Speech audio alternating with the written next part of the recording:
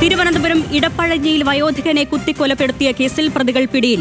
അടിമലത്തുറ സ്വദേശി രാജേഷ്, നേപ്പാൾ സ്വദേശി ഡേവിഡ് എന്നിവരാണ് പിടിയിലായത്. വഴുതക്കാട് കേരള കഫേ എന്ന സ്ഥാപനത്തിന്റെ ഉടമ ജസ്റ്റിൻ രാജാണ് കുത്തേറ്റ് മരിച്ചത്.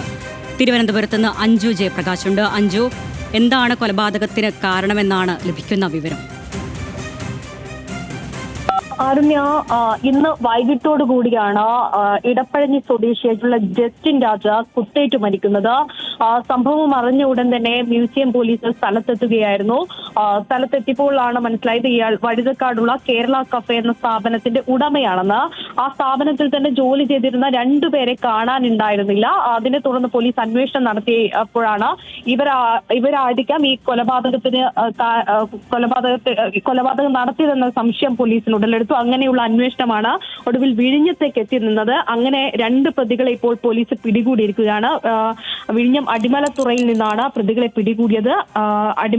അടിമലത്തുറ സ്വദേശിയായിട്ടുള്ള രാജേഷ്, നേപ്പാൾ സ്വദേശിയായിട്ടുള്ള ഡേവിഡ്, ഇവർ രണ്ടുപേരെ മ്യൂസിയം പോലീസ് മണിക്കൂറുകൾക്കകം ഈ പ്രതികൾക്കായുള്ള തിരച്ചിൽ നടത്തിയതിനോട് തൊട്ട് പെട്ടെന്ന് തന്നെ ഈ പ്രതികളെ പിടികൂടിയിരിക്കുകയാണ്. പക്ഷേ സാഹസികമായിട്ടാണ് പ്രതികളെ പിടികൂടിയത്. കാരണം അടിമലത്തുറയിൽ ഈ പ്രതികൾക്കായി പോലീസ് അന്വേഷണം നടത്തി അവിടെ എത്തുന്ന ഘട്ടത്തിൽ പ്രതികളെ സംരക്ഷണം ഒരുക്കി ഒരു സംഘം അവിടെ തുടർന്നിട്ടുണ്ടായിരുന്നു. പോലീസിന് അത് മറികടന്നാണ് ഈ പ്രതികളെ അവിടെ നിന്ന് കസ്റ്റഡിയിലെടുക്കാൻ സാധിച്ചിട്ടുള്ളത്.